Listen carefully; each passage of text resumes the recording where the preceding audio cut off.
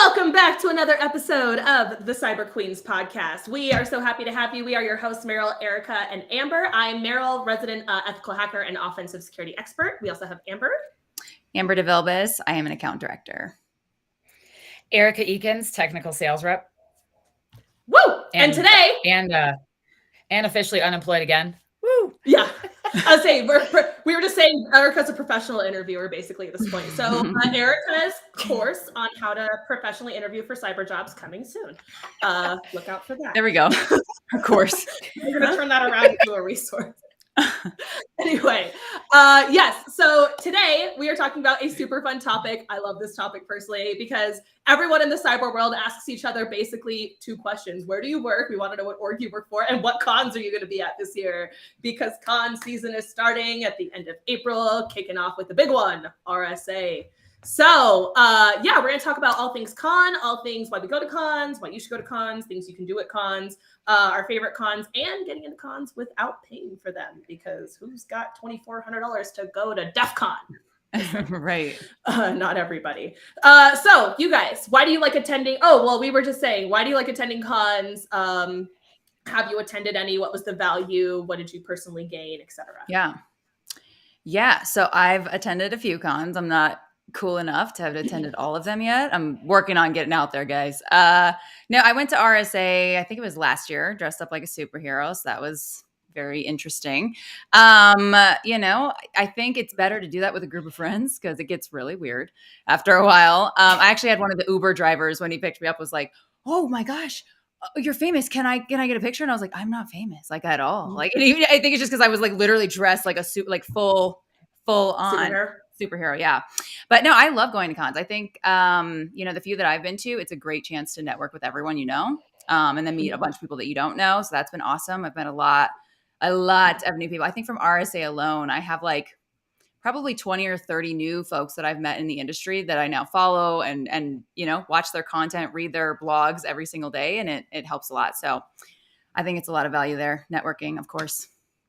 Yeah, networking. What, Erica? Erica looks like Erica's got some knowledge on everyone, including me first. Uh-oh. I'm scared. I have some stories, but I'll just tell you, I've been going to conferences since 2012, since coming into the industry. Black Hat has been Black Hat DEF CON has been the most time. That's the conference that I've attended the most. I've done regional ones. I'm from Illinois, so in Chicago and now on the West Coast, but all over the country. But Black Hat back in the day, 10 years ago in this industry was very interesting. And it is my favorite conference for one, because I never buy a ticket. And I lobbycon, and we'll talk about what lobbycon is.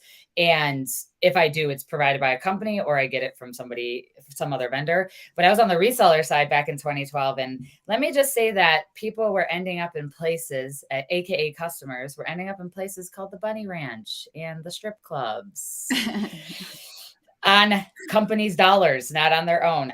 I don't know that still goes on today. I haven't been to Black Hat for 2 years, but it's definitely an interesting time. And Rapid 7 has the best after parties at Black Hat. Just saying. Boom. The Rapid 7 party is the dopest party at Black Hat. Skip all the other ones and just go there. But caveat to get your ticket to the RSA part or to the Rapid 7 party, you have to be able to go to their booth inside the con. So you either have to have someone social engineer you one, or you got to pay for the ticket. But I lobbyconned Black Hat DEF CON last year as well, and I got tons of value out of it regardless. So it was interesting. But my first exposure to cons, actually, I started working in InfoSec 2019, right? And that was as a risk person who doesn't get to go to cons. And then I became the hacker in like September, October. And then I was getting ready to go to Wild West Hackin' Fest, Way West in 2020. And of course, all those things got canceled. So I was super sad that I wasn't getting to go and like meet my people. And it was all postponed, but that's okay. It was all right. But I have a question. When you guys got to the cyber world and you started like expressing interest in going to cons, did people kind of hit you with the horror stories? Did people hit you with like you got to be careful going to cons as like a woman? I'm like, what? Why? They're like, oh, it gets bad. I'm like, what does that mean? Well, like someone told me to find a buddy. Someone told me to find a buddy and walk around the con with my buddy at all times. I was like, See, That's pretty extreme. I was told never to be alone at the Black Hat DEF CON, and everybody tried to scare the crap out of me about all the hackers that go to DEF CON and don't have a phone on you, don't do this. And all of that is true. Like, we could talk about that, but they're like, they're going to steal your identity and they're going to have an RFID chip or some sort of RFID on you and bring a ghost Lord. phone. And I'm like, that is kind of true, but you know, I have nothing for them to steal. You know, Oh, I'm Lord. sure they could, but that was like what they scared me with the most was the Black Hat DEF CON. Oh, be careful. You're totally going to get everything stolen from you. And I'm like, these Okay. guys are not after me. They're after something bigger. Okay. Leave me alone. Yeah. And that's I'm how so Erica glad just that- became #1 target this year. Be No. careful, Erica. I got I'm you. so Right. I'm so glad that like the thing people warned you about was like people stealing your data by the because a lot of people attend Black Hat. So for people who don't know, especially those of us who are going to be new to cyber, the people we're hoping to reach, although we end up reaching more of our cyber people anyway.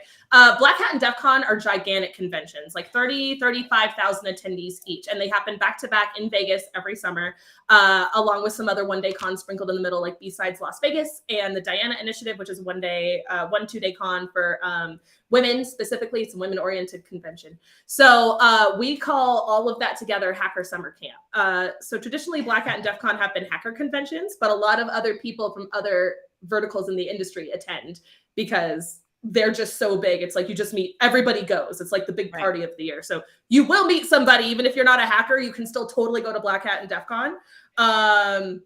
But yeah, I'm glad they warned you about like us stealing your data and stuff. Like, I don't know of anyone who's just dropping pineapples throughout the con and like hoping someone logs into it. Well, they did tell me to not be alone, especially with any men.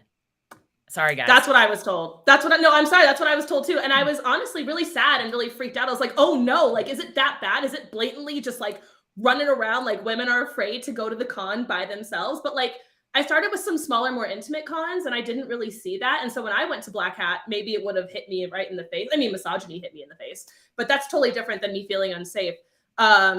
And I got to say, I didn't see any of that anywhere. So I don't know where it is, but I just got to say, don't let people scare you. If you want to go to a big con, like, don't let people scare you. You can always come find an ally, come find another chick, introduce yourself, and you guys can pal around to talks and booths and stuff. But don't let people scare you because they are still out there scaring each other. And I don't know why we do that as women. Like, why are we? Well, I was going to ask where it came from for you guys. Well, my boss. If you're out at the clubs and you're going to the after parties and you're leaving late, I could see maybe that could be anybody could target you. But I'm always with a group. Even if I go by myself, I know so many people from going to conferences, which is one of the benefits. But where it came from for me, Amber, before I interrupted you, was people in the industry, like my hacker buddies, my technical guys, all of them. It was all men. I was going to say, is it more male or female audiences that are telling you? Male for me. I got it from women. Women were telling me this gets really bad and I'm like, wow, that's really weird. But I have worked in male-dominated industries my whole life. I used to be in the military, so I'm like, that doesn't really intimidate me. Guys want to come at me? Fine. Like, I got plenty of attitude to dish you back, but I get that not every chick is like that. But I just gotta say, stop creating barriers of fear for each other. Like, stop just discouraging fellow women from going. That's why we don't have a big women presence at all. And if you are out there being toxic at cons, stop it.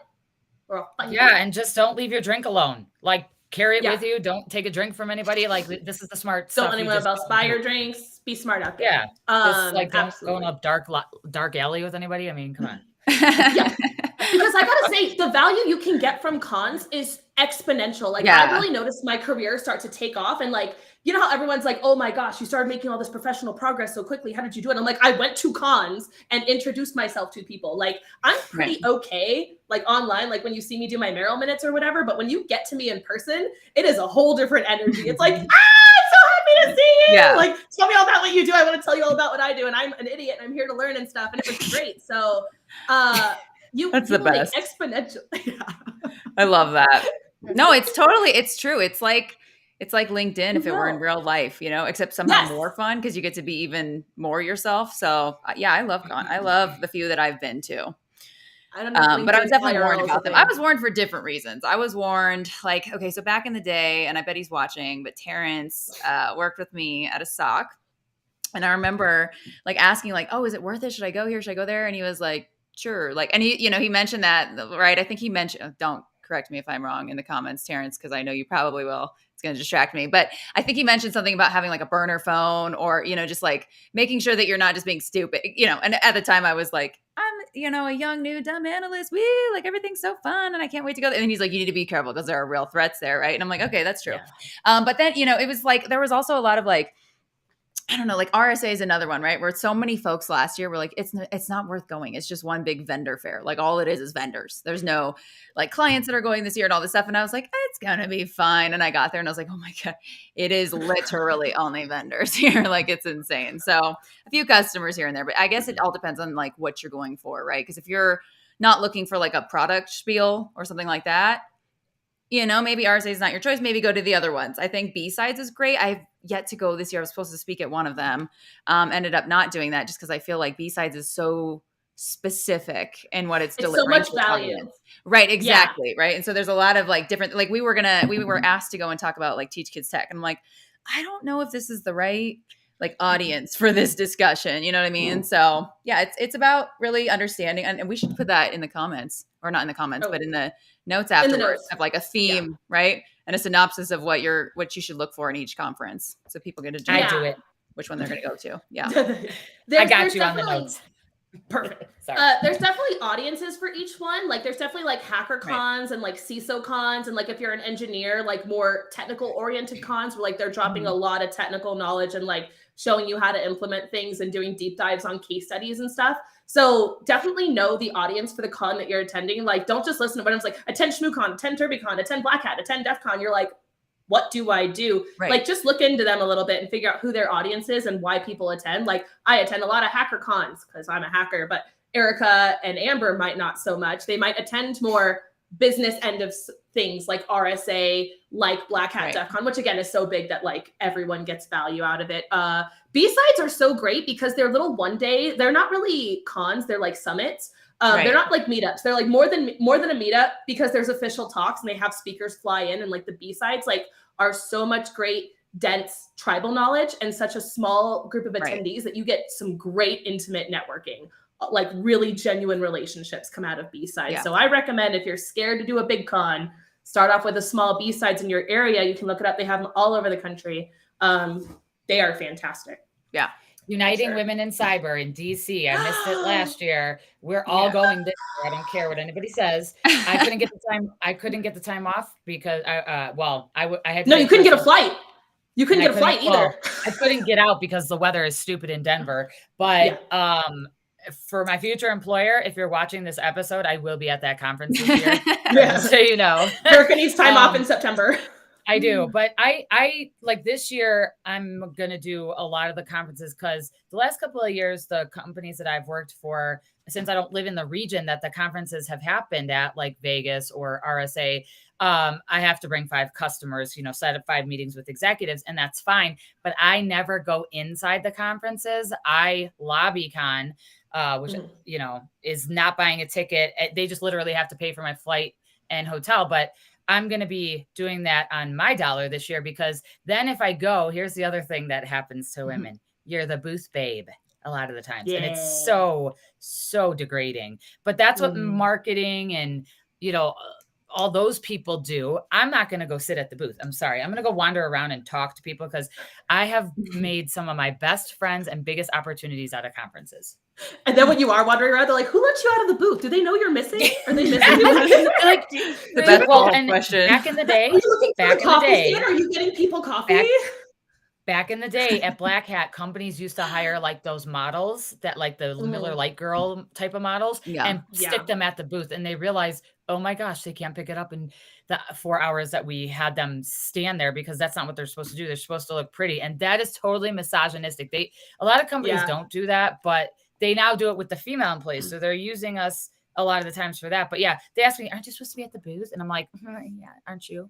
Go look at it. You've all heard the pink suit story, so I won't tell it again. But yeah, tell it again. Stuff like that does still happen. No, like I was just walking. It's Vegas, so I wore my hot pink power suit, and some guy stopped me and didn't believe that I was a red teamer. He made me prove it to him, and then I had a little we had a little opportunity for improvement conversation where I adjusted his mindset for him on not to assume what people are just because of how they look. So yes. Love that. So you'll run into that some, and again, it's a big con. It's one of the bigger cons. It is a Vegas con, so it's going to get a little showy, a little, like that. No, they're not all like that. There are, again, smaller ones that are great. One of the first cons I ever attended back after the pandemic was Wild West Hackin' Fest eventually. And it was also the first one I ever spoke at.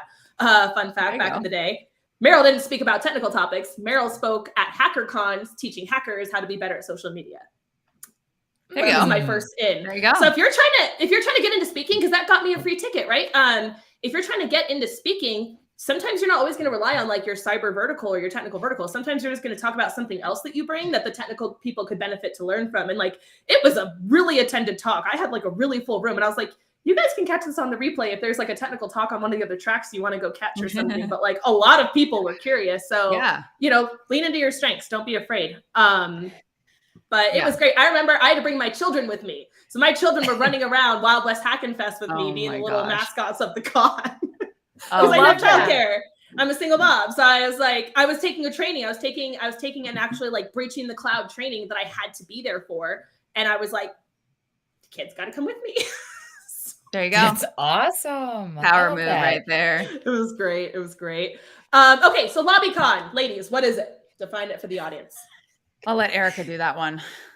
Do it. lobbycon is, so you go to a conference, you show up, you don't have a ticket, and literally you hang out or walk around in the lobby or like the convention center that, for like example, Vegas is, it's in a huge area. You walk through the hotels, the hallways, and you literally station yourself and walk up to people and meet people in the lobby, catch them on their way out of the conference. And it really is what it says, lobbycon. You just chill. Like I sit there and I just watch people. I people watch, and I can usually tell who's a customer and who's a vendor because I look at their name tags. But if they don't have name tags, I just walk up to people and talk to them, start a conversation that has nothing to do with cyber. And that's what lobbycon for me is. Yeah. LobbyCon is literally just hanging out in and around the area of the actual con without going inside. So you can't go to the vendor booths. You can't attend any of the technical talks hosted inside where the tracks are.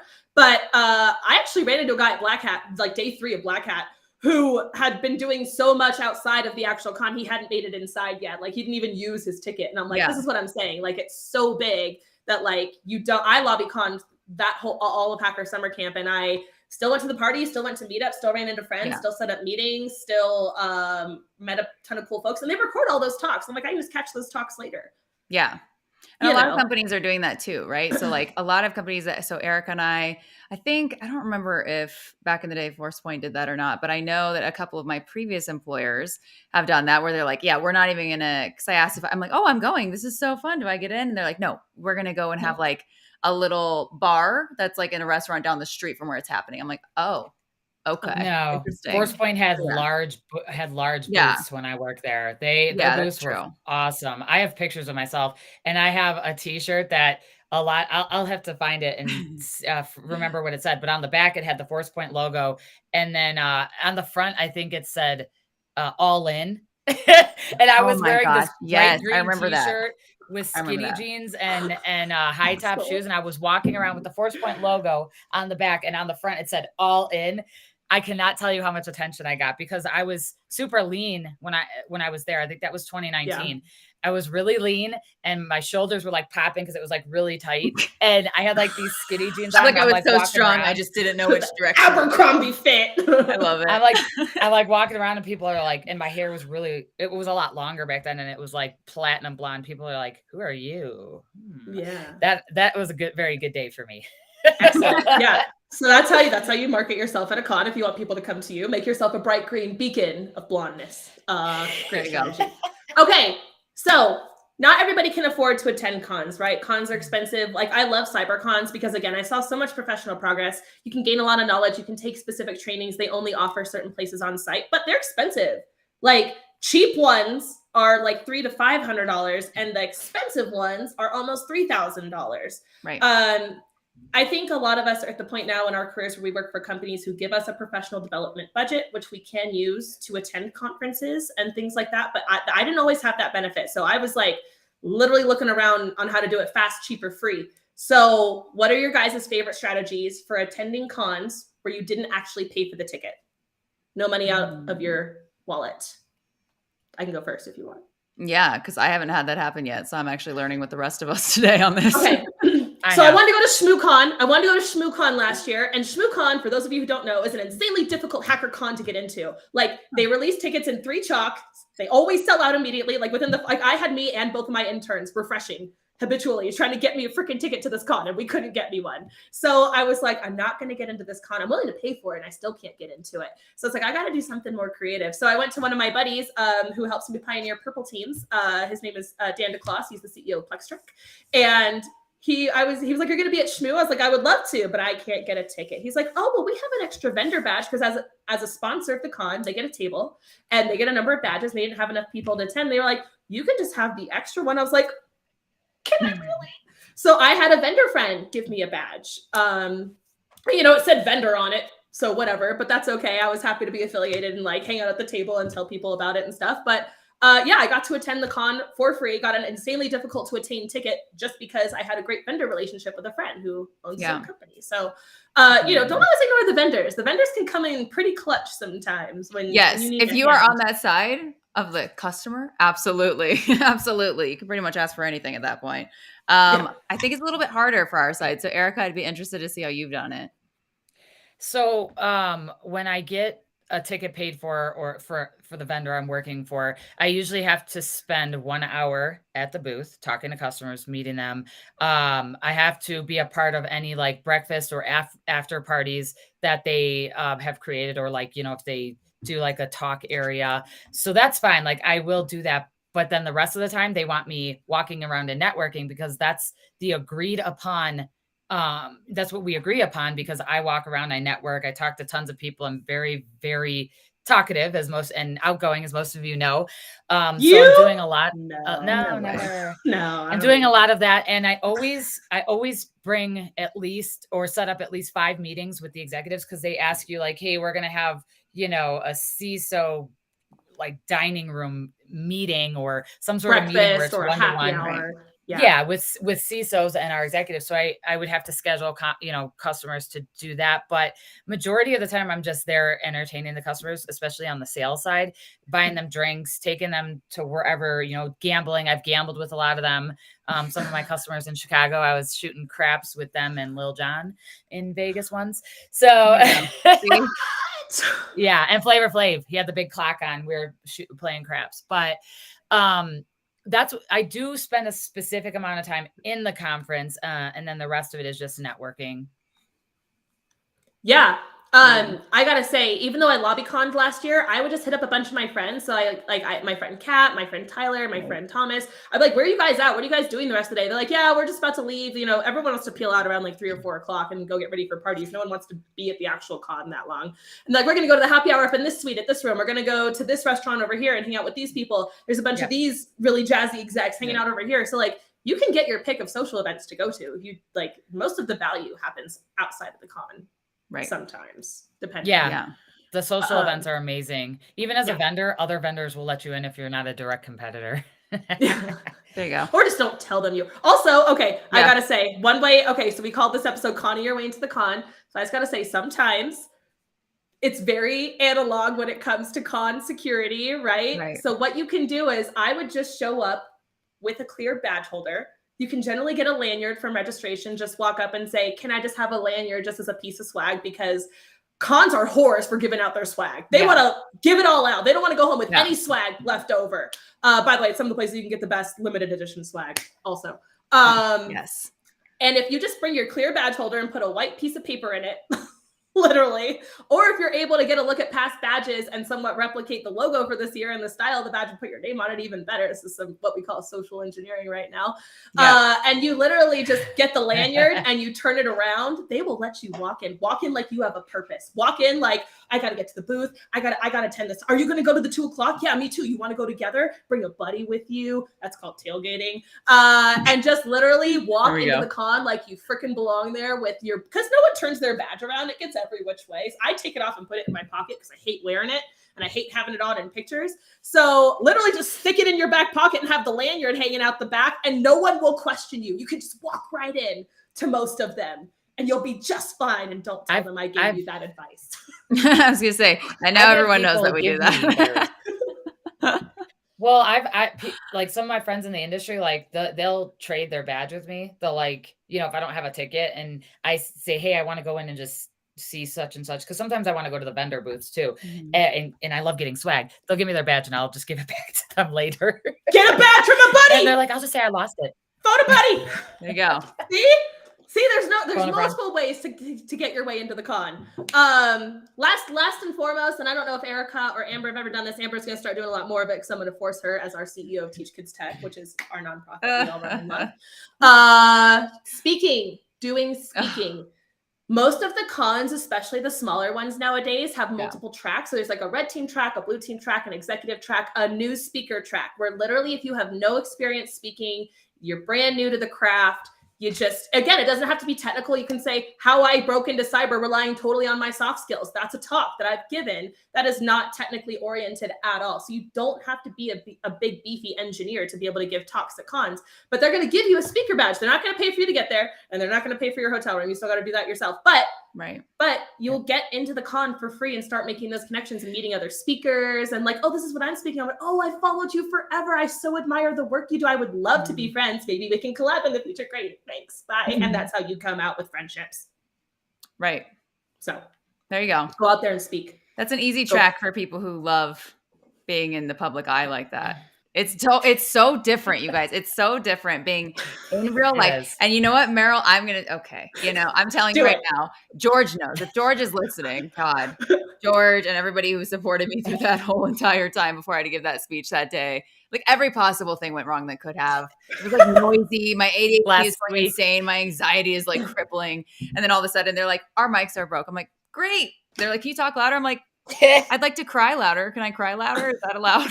Like, I hate public speaking probably more than any single human being that's ever going to watch this podcast. I promise you right now. So there are times though, where like, if you're talking about a subject that you know better than anybody else, like your own personal journey, that's a lot different. I think it is hard though for people. Like if I were listening to this and I weren't, if I didn't have Meryl running in my personal life every day to like cheer me up and pat me up, I'm telling you right now, I'd listen to that and be like, yep, not doing that. Like that is not an option for me to get in. I don't like people. I don't like, you know what I mean? I don't like talking. I don't like being in the public eye. So are there options for people to get a pass besides the two that we've listed? Like besides the Erica, and the social engineer pretending you're a customer or actually being one, and public speaking? Sometimes they have sponsors too. You can get sponsored to go to a con, like the WESIS conference in Denver. They sponsor tons of people to come. At Black Hat, and DEF CON, I don't know if they do that as much, but if you are a speaker, they send you on like a sponsorship. That's another way. I've done speaking before, and it's usually the company I work for, so I would have had a badge anyways. But Amber spoke last week at the Empower the Next event with Safeguard Cyber, and she does amazing. She just hates public speaking, but she's really good at it. More than literally everyone. Let's not forget that. All I gotta say is you never know what kind of struggles, like if you're nervous to start public speaking, you never know the struggles someone else has gone through. Like Amber told me, I was like, you're really nervous? And she was like, yes. I was like, but she hears us all the time, but you're so great on TikTok. And it's like, yes, where I can record it and I have and I can edit it. Talking this podcast is like that's like the boundary, like the borderline. Like I'm like, here's me at this board. The podcast is it. Everything that's more live than this, like look out, So whatever. Here we go. Yeah. So she was like, I literally usually have someone like slapping me in the face in the corner, like, you've got this, go up there and slay. Yeah. And I'm like, yeah. So one more avenue we haven't explored. So that's 4 now. Another one you can do is volunteer. A lot of cons need a lot of help running this con and getting it off the ground. And cons have usually really big footprints and very small budgets. So if you volunteer to work for a con, to help run registration for 4 hours, day 1 and day 2, to help put something up, break something down, to help man a village. Villages are little specialties inside cons where we have advisors to help you. So there's like usually a career village at every con where they've got people, professionals like me who volunteer their time to sit there and review your resume, review your LinkedIn, help you mock interview, things like that. So villages are really great because cons can be very overwhelming. You can volunteer for a number of jobs to help at a con, and you'll get a t-shirt, which is cool because then you're a part of the con. And also they'll give you time to walk around and actually enjoy it. So that's another great way to give back to your community. And also help out and also attend, like you can attend like 20 cons in a single year that way if you want. So that's definitely 5 different avenues of getting into a con if you cannot pay for it. Boom. Mic drop. Boom. This episode's done. We'll see you next week. Bye. No. Next week. The good old Amber exit. Yeah, no, I think that's awesome. And I think, it's really helpful for people that are watching that are just starting out in their tech career too. Cause a lot of times, I didn't know back when I was an analyst, I was never really offered like a chance to go to these. I just heard about them from all the cool, senior analysts that have been, and they have all the cool stickers and all the cool swag. And I'd be like, what's that? What there's a conference? Like, what is it? What is it? So I'm glad that we're talking about it on here too. And maybe we should do like a follow-up episode or something like that on as we get closer to those conventions to, maybe do some network opportunities for when we all go out there. Yeah. Yes. We will definitely, if any one or multiple of the queens attend a con, we'll definitely put out something on socials and Twitter on where you can find us and stuff.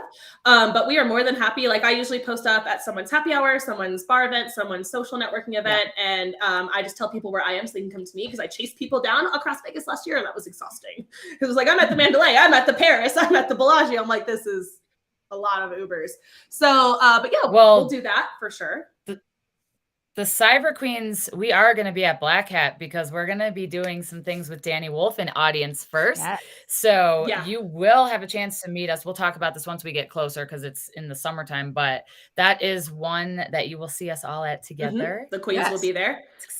We will also, I will be making an appearance at RSA for at least one day. I will be going to Black Hat, DEF CON, and B-Sides LV. I also always volunteer with Diana. So if you're going to go to Diana Initiative, you can meet me there as well. What about you guys? What other cons are you attending this year? I would like to attend Diana and help volunteer. That sounds amazing.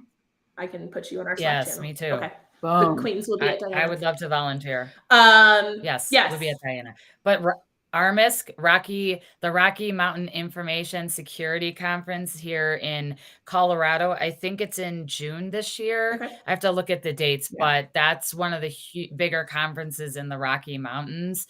And there's so many of them. We can start putting that information out on our socials and whatnot, or do a follow-up episode where we talk about all the conferences and some goods and pros and cons to it. We could do that as another episode. And also I'll put together a little resource list of kind of like a list of the big cons, what audience they're kind of aimed at, what you can kind of hope to glean, like if it's cloud, if it's hacker, if it's executive, and if they offer discounted or tag along tickets, I'll try and track some of that down for you.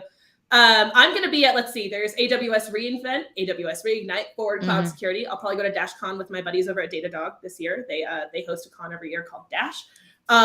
There's so many cons, you guys, like oodles of cons. Yeah, there's so many. We're all going to be at Uniting Women in Cyber because we love Debbie Reynolds and we believe so much.